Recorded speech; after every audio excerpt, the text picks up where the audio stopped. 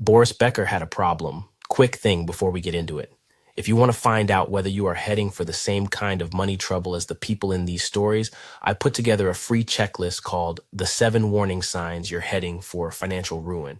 It is the first link in the description and it costs you nothing. Go grab it, then come right back. The problem was not that he had declared bankruptcy in 2017. The problem was what happened after. A British court spent 5 years going through every bank account, every property, every wire transfer, every asset he owned or had ever owned. They were looking for where the money went. And what they found was that Boris Becker had been hiding it. In 2022, a court in London sentenced a 6-time Grand Slam champion to 2.5 years in prison. Not for losing the money, for lying about it.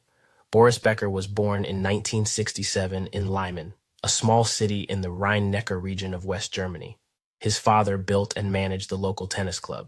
Boris grew up on the courts, the same way other kids grow up in the backyard. By 12, people in German tennis circles knew his name. By 15, he was training professionally. By 17, he was at Wimbledon. This is the part of the story that is almost impossible to believe unless you know the history.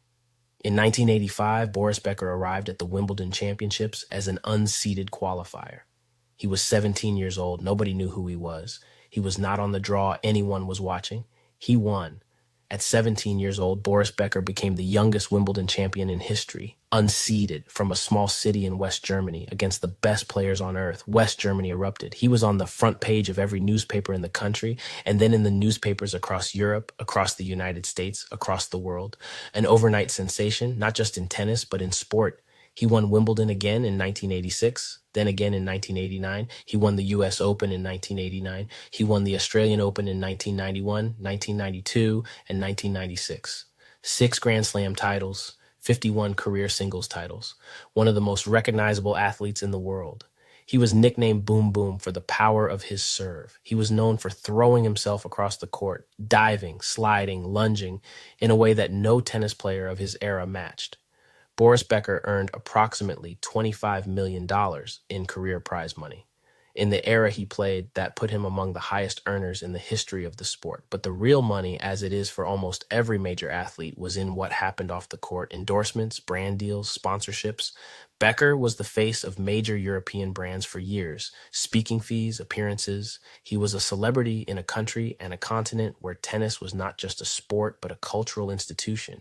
He had properties across multiple countries, a home in Munich, a property in Miami, residences in the United Kingdom where he had relocated for business reasons.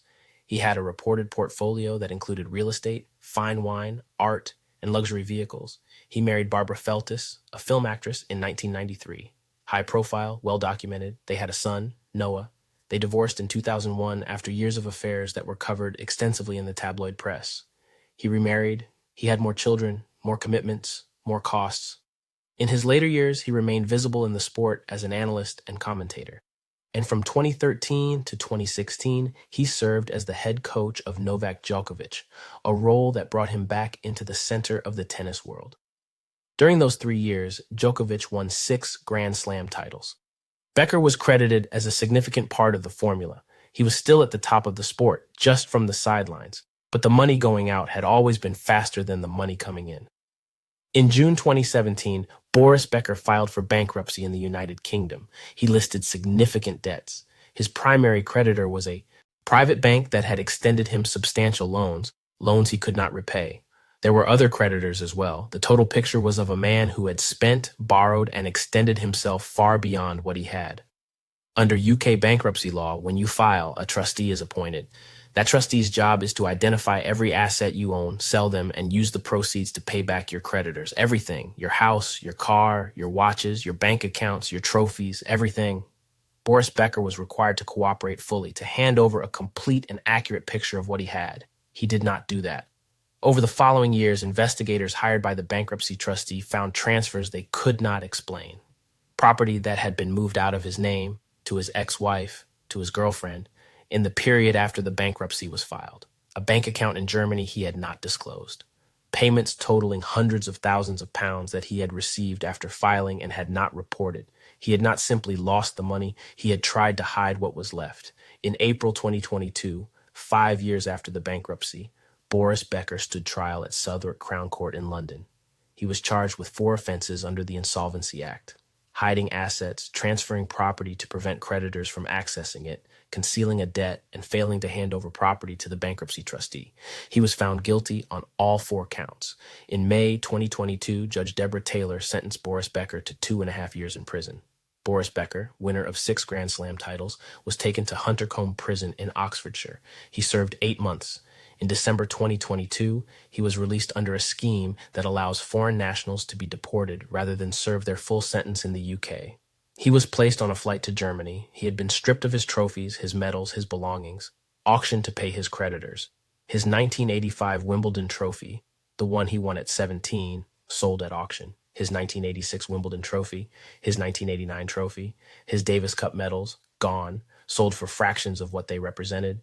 Boris Becker now lives in Germany. He has written a book about his time in prison. He has given extensive interviews. He has returned to tennis commentary and works for media organizations across Europe. He speaks about the prison experience as something that changed him, about the humiliation of it, about sitting in a cell with the memory of Wimbledon and what it felt like to win at 17.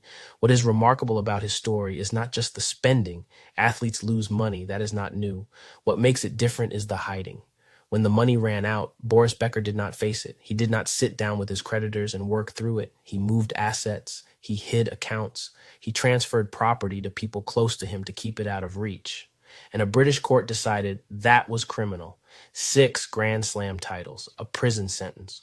Boris Becker's story is about more than bad spending and poor decisions. It is about what happens when a person who has always been exceptional on the court, in business, in the public eye, refuses to believe that the rules apply to him the same way they apply to everyone else. The rules applied, and he spent 8 months in an Oxfordshire prison learning that they